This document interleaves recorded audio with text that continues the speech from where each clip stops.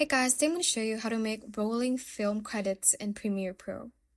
First, go ahead and select the type tool and you're going to type in the text that you want to add for your credits, and you can format it however you like under the Essential Graphics tab. After you have formatted your text, go ahead to Effect Controls and select the Vector Motion section, and we are going to expand it by clicking on this little arrow beside it, and let's click the stopwatch icon beside position.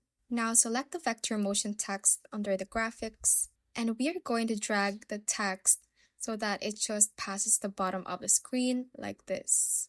Now let's move the timeline slider ahead a few seconds or to wherever you want the rolling film credits to end, and this time you're going to drag the text up just until it disappears, and it should look like this.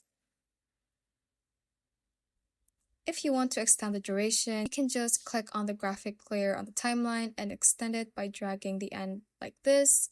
And you can then adjust the keyframe under the effect controls to put it at the end of our clip.